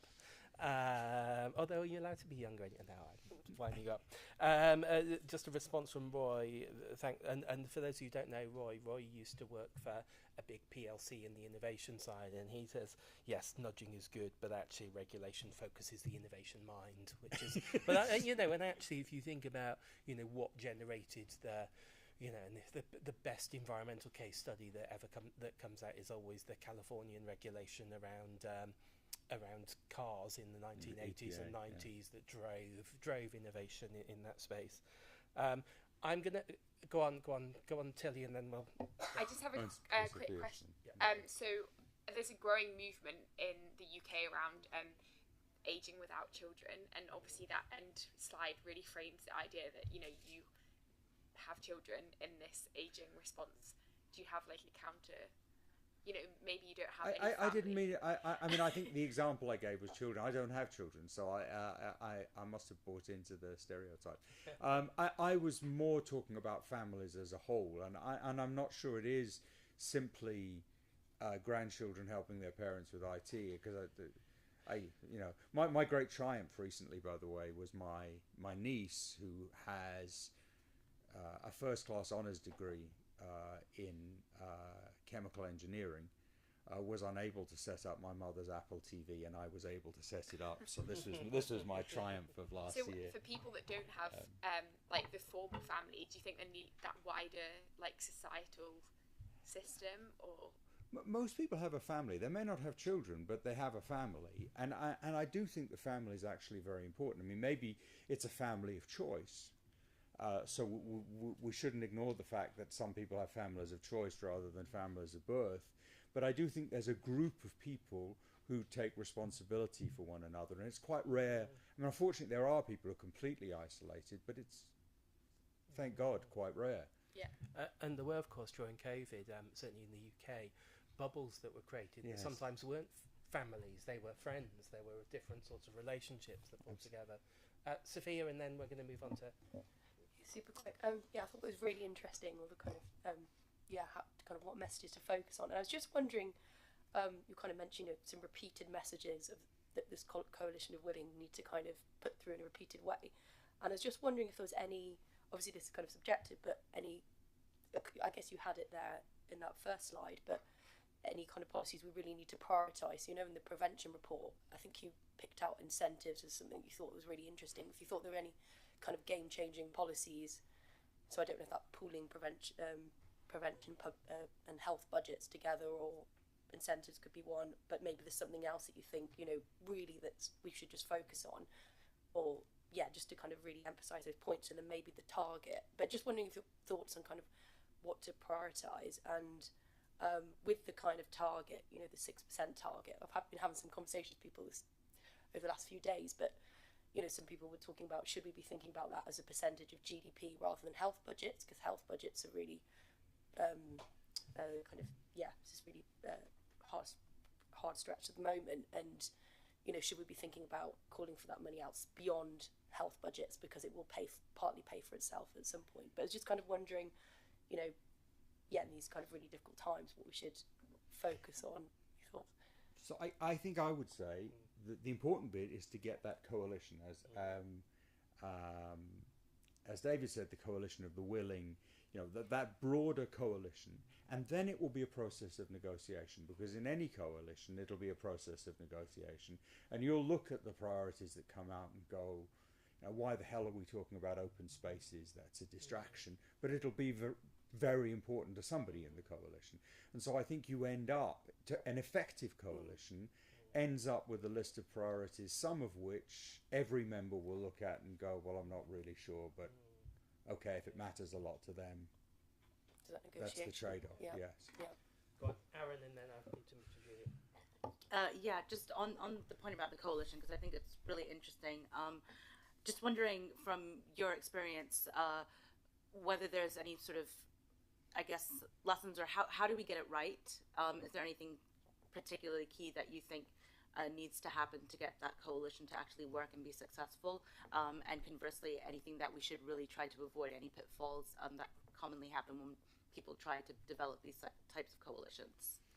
It's a long discussion. I'm trying to think if there's a short answer. I suppose I suppose. No, I don't think there is a short answer. Can we have a yes? I think it's a longer discussion, and I'll get into trouble with David if I. Great. Well, let's take that forward over the next one. In fact, now we can have a chat in a moment. Julia, thanks, Mark. It's really great, and I'm still hoping we're going to have 10-15 minutes at the end for sort of everyone here to contribute further. Your point about targeting, Lois, is really interesting, and there was a point in the UK, and I don't know, it's one of those things where it was a stat and I never know where it came from and how true it was, but there was a suggestion, Nicola may well know, that at one point it was something like 95% of costs - visits to a GP were by 5% of the population, so a very, very high proportion from a very small group of people, and and the NHS and DH for a long time have tried to tackle that and tried to say, well, actually, how do we reach this group of people, and are they different? Because often it was that, frankly, they were in the wrong place. But another one to discuss. Julia, thank you very much for joining us, and I'll let you kick off. Thank you. I know that we are short on time, so I'm going to try to be super quick.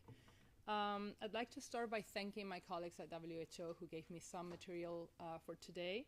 I see that John Beard is not here, which is disappointing because he was the vision behind the decade, and also I was hoping to channel any question I didn't have the answers to him.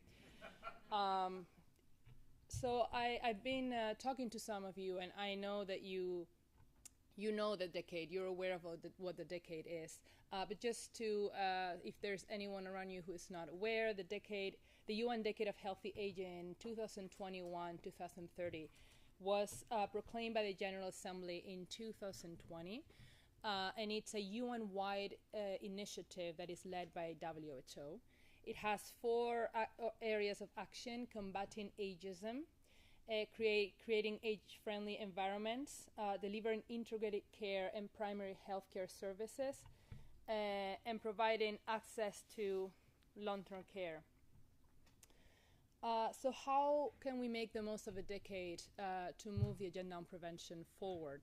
I'm going to talk to you about 3 opportunities that I think the decade gives us. One is its capacity to mobilize.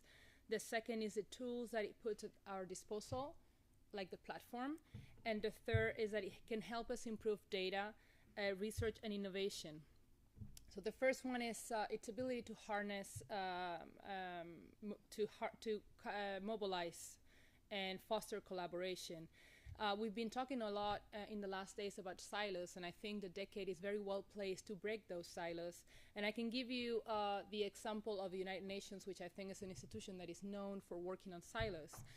My team leads the work of the Interagency Group on Aging, which is a network of informal agencies, it's an informal network of agencies that are interested in aging and older persons, and the WHO is leading the work within that group on the Decade of Healthy Aging. And not only are we meeting regularly, as you would expect, but we are really aligning our agendas. We've been able, for instance, to formalize the connection between the Decade of Healthy Aging and the Madrid International Plan of Action. We've done joint publications, we've done joint events. We make sure that whatever we do is aligned with the decade. For instance, last year, some months ago, WHO had the initiative to do a brief on social isolation and loneliness.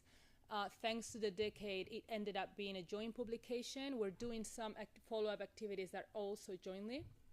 But even more than that, it is thanks to that publication that my team decided to zoom in on the topic of social isolation and loneliness in our report to the General Assembly next year on aging, which means that this is going to be brought directly to member states in a way that it wouldn't have if it wasn't for the collaboration in the decade. So you need to use the decade to build bridges between the different organizations, different stakeholders, and to build capacities and network. I think actually the fact that I'm here talking to you about the decade instead of talking to you about the mandate of my organization is a very good testament to its capacity to mobilize and create collaboration. The second opportunity is that the decade is putting a lot of tools at our disposal that we need to use. And I wanted to show you, this is the website of the platform. I don't know if you're familiar with it. But, you know, if you put in find knowledge, you will see that it actually brings the voices of older persons that answer under voices. It tries to be a hub for publications, databases. It also tries to bring innovation, connect. I was doing this search before. If you put vaccines, the French keyboards are really difficult. You have the Q on the A. Okay, I made. You don't have much. It would be great if all the research you're talking about was brought here. And it does make a difference. It does make a difference to participate in all the stakeholders meeting. Last week we had a stakeholder meeting, for instance, talking about this aging collaborative initiative that they're having, and there were people from the private sector, from civil society, from members. You know, tools are as useful as its users make them be. So I encourage you all to join these meetings, to use the platform, to use any other of the tools that the UN Decade is putting at our disposal. Finally, improve data research and innovation. I think if there's one thing that we all agree on, and I think I counted every presenter talked about the importance of data and research. So not only can we use, for instance, the platform to bring your research, but the decade is also a space where we can identify priorities in data production, to identify what the agenda should be. Because there's a lot of work, there are many of us working on different issues, but we need to really get together and have common priorities. And this is what the decade can do for us. Finally, I just want to say that we also need to keep an eye on the role that the decade is going to play within other international initiatives. So for instance, I don't know if you're aware, the Secretary General recently published a report called Our Common Agenda, which is going to be very important in what the UN Secretariat does in the next year. In that report, there is a proposal to do a World Social Summit, which is going to be in this decade. So during the decade of the same time as the Decade of Healthy Aging. We still don't know. Member states have to decide when is this going to be, how is it going to look like. But once we know, we need to make sure that we are presented there, that your issues are discussed there, and that should be through the Decade of Healthy Aging. It can be through a Decade of Healthy Aging. And finally, just to say a little bit of our work of my team, I just wanted to raise the fact that next year, the open-ended working group on aging of the General Assembly, and I'm not sure if you're familiar with it, but I can talk a little bit about it if you want, is focusing on the issue of the right to health. So I think it's a very good opportunity for you to bring your messages, your research, your agendas to member states directly in the forms of input, in the forms of side events, and we are the co-secretariat together with human rights colleagues on that, so I'm happy to talk about that later if you'd like. So I think I'm going to leave it there, and I'm happy to respond to any question.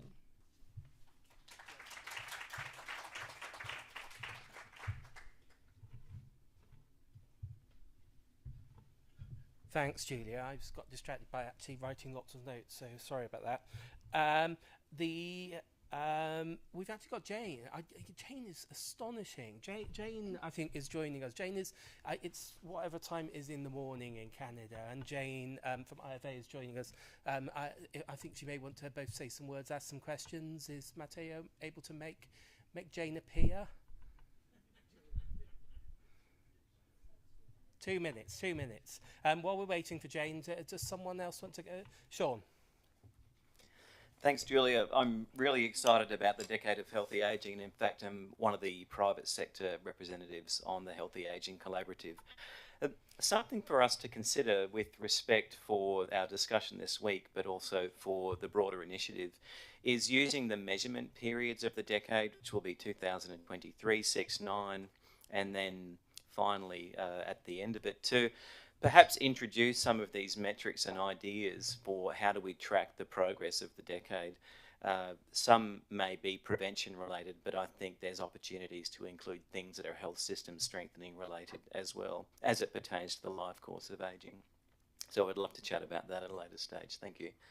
Yes, Jane. Yeah, that's so. Just before Jane takes the floor, I actually just wanted to say I've been talking to some of you. I've heard some concerns about prevention and immunization not being very present in the decade. So again, I mean, as you know, there are many venues in which you can bring this up to make sure that they are covered. And I think, clearly from ILC point of view, and I hope for the people we're working with, we're all really keen to find ways of working with the decade, with you, with the WHO on this as we go forward. And probably someone who's led probably the development of the decade, pushing John and others over many years, is of course Jane. Jane, thank you so much for joining us. I'm sorry it's so early, but it's lovely to have you. And I'm going to give you the floor for as long as you want, really, Jane. Oh, no, look, thank you very much, David, and it's a pleasure to be with you. It's really to talk about the decade and immunisation and to ask Julia a question. And I, too, would like John Beard there to ask him a question. So, Julia, I think it's fair to say that adult vaccination was not on the agenda when the World Report on Ageing and Health was produced back in 2016. And that's quite clear. But we are now, in the midst of the decade, and the 4 action areas and the 4 enablers which are intersecting. We also have the Immunisation Agenda 2030 that talks about life course. I think one role that civil society can play, working with UN and WHO, is helping you to build the bridges across the different agendas. And I think that's really missing in the action plan at a member state level, because you work in silos, we help to bridge them. But in the work of ILC and others, it's about seeing improvements in vaccination uptake in the context of function. And I think that, we don't talk about the functional ability of an older person sufficiently enough. So my question to you is, how can we view vaccination in the context of healthy ageing through the lens of the 4 action areas: long-term care, primary integrated care, ageism, and age-friendly? Could you make a comment on that? Well, thank you, Jane. That's such a fantastic question. And to be honest, I think my colleagues at WHO would be better situated to answer that question than me. But I will bring it up to them and get a question, the answer back to you, if that's okay. Yeah, look, Julia, I must say that the vaccine team, Shalini Desai, Lisa Menning, Lisa Hilmy, and Yukasumi and Alana, they are actually coming together. But I think it's civil society's job to actually keep making those connections, because we actually need to be part of this policy change where metrics are relatively easy in comparison to others, because it impacts health systems. No, I agree. And I mean, I think, yes, it is true, civil society needs to make that connection. We also need to make that connection. That responsibility doesn't lie exclusively on you. And so absolutely, I mean, I will keep this in mind, and I will try to talk about this with the team about how we align better these 2 agendas. And I agree with you completely. And rest assured it does not fall exclusively on you, on civil society. Okay, Great. thank you very much, David. Well, Jane, before you go, can I just ask if you know, for the audience here in the room and online, if you have an ask, well, what is it you want us to do? What does IFA want us to do? What would be your one big request over the next couple of years for us in terms of coming together from an IFA perspective and a global ageing health perspective? I think civil society needs a seat at the table for NITAGs. There's no good reason why civil society shouldn't be a member of NITAGs. That's the first thing, because NITAGs are not, if you look at the composition of NITAGs, they do not represent a life course approach, and only 1 out of 17 that we studied have an expert in ageing and adult vaccination. That's the first thing. Second thing is that we need good data on vaccine schedules and policies that are in long-term care. That's the second thing. I think the third, and I'll stop here, and the third is we actually need to call on governments to have targeted messages for adult immunisation. So back to these 3 pillars of the Immunisation for All Ages initiative, which is supported by Pfizer: prevention, access and equity. So they would be my 3 asks. Brilliant. Thank you very much, Jane. Thanks for joining us again so early. Other questions for Julia? Points, issues? It's gone very quiet. That's the first time in there. I was very clear. Yeah. No. Okay. More broadly, I'm going to open it up for literally 3 or 5 minutes, 6 minutes for any general sort of closing comments, and then I'm going to ask either Lily or Aaron to perhaps say something about our plans for next steps. Does anyone have anything? Catherine? I think one of the major problems is to anticipate, and you raised this issue in your talk, Nicola. Anticipate what we don't know is most difficult. Anticipate aging is feasible. And focusing only on aged already people, I don't like the threshold of 65 as before you can and after you can't. I hate that because it's very diverse in the population. Some people are unable by 50 or 40 or 30 or 20, and others are perfectly well up to 80. So we have to change the minds in a society. It's for me something very important.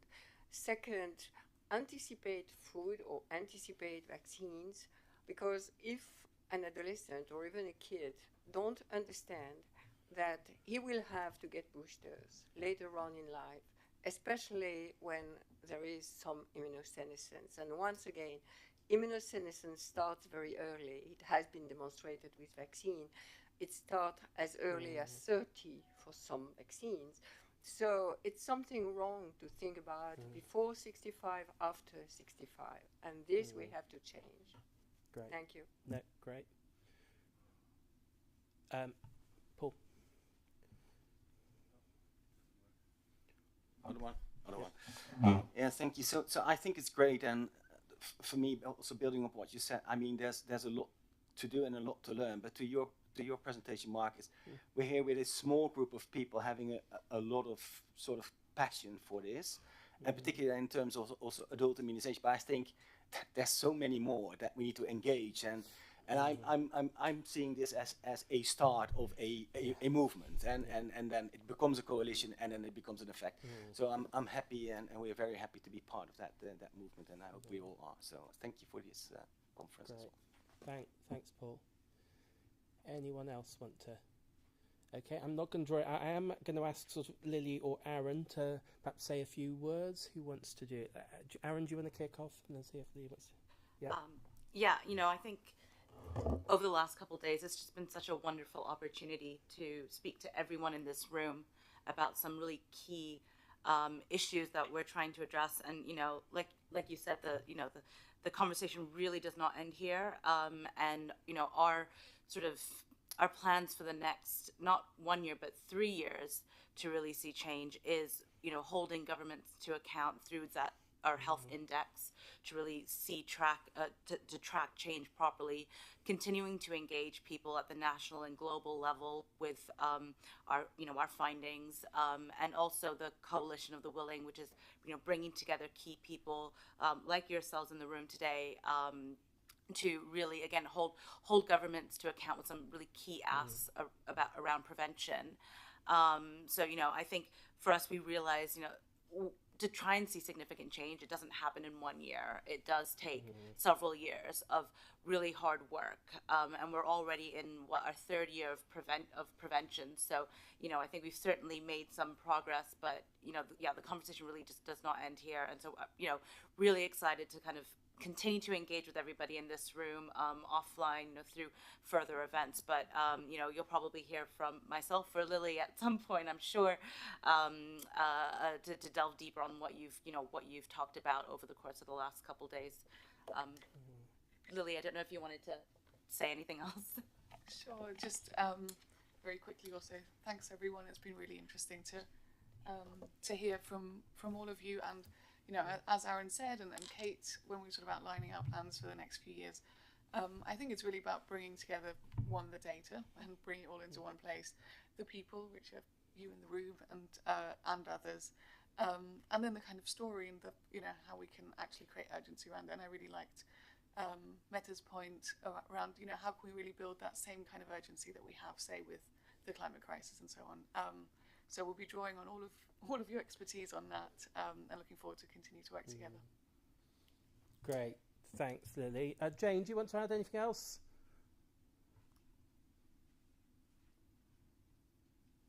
Sorry, David. No, that's right. I'm on mute.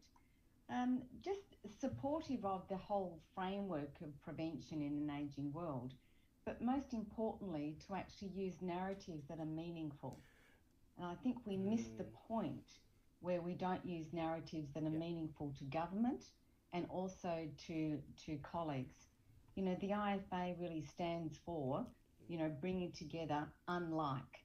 So the private sector, across disciplines, across sectors, and also, how do we actually build a common agenda, which is going to be situationally specific at a member state level. I think 3 years is still very ambitious. I think what we have to do is what's the low-hanging fruit and how do we build momentum? And that's the way that IFA and others would be positioning this important work. Great, thanks. No, really, really important. I'd also take Lily's point about urgency, and I think one of the things that I'm really conscious of in our space, and Jane, I don't know if you agree with this, is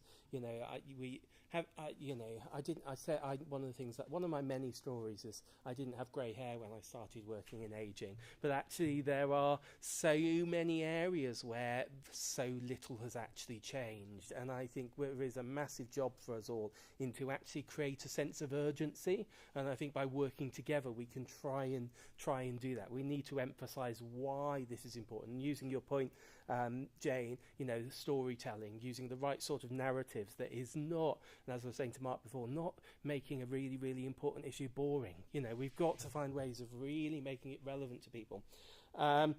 So I'm gonna close. Thank you so much all for joining us here, both in Annecy and virtually. I'm not going to attempt to summarise because actually, as I say, I think Mark's slide is really, really good. Except to say, I think we all agree clearly preventative health is extraordinarily important. There was an interesting takeaway, I think, from David Salisbury on the first and second day around. Actually, frankly, we need to find a way to get to finance ministers, not just health ministers. And I think for me, that's part of the core agenda we have. Undoubtedly, huge amount of expertise and networks within this room and beyond. And clearly, we want to build this, this broad coalition that aims to really sort of engage at a pretty serious and influential level, both at a national and in terms of global. And I think Mark's point around the around the consistent messaging is extraordinarily important. I'm grateful for all of you coming. You will have noticed, and we gave everyone who came. So I think all 30 of you ended up with a speaking slot, and probably with not enough time to prepare that speaking slot. But everyone did astonishingly well. So really, really great to have all of these contributions in terms of. Next steps. I know Aaron said we might be in touch. I think we will definitely be in touch, and we'll be saying, how can you be involved? Will you be involved in the next steps? We've got some immediate plans. We're planning to do something in Japan in July, and we can send some information around that. We work both in terms of the prevention project and taking forward Sophia's message. We want to, Japan's a country where, clearly there is recognition of the economic contributions of ageing, but equally very strong fiscal challenges. So if in Japan we can tie together the economic case with the need to invest in health, that an investment in health is it is an investment, it offers an economic return, I think that will be extraordinarily useful. And then really keen to work with you on all sorts of engagements, Julia, in terms of those events you mentioned, the summits, the work on rights and health next year. Mark and I have had lots of conversations, and we're now at the point where I think we need to be starting to think about how do we engage India G20 next year. So clearly over the next few months we'll be wanting to do that. So at that point, thank you all very much for joining us. Thank you for your support, and we hope to see you back here maybe next year. But thank you.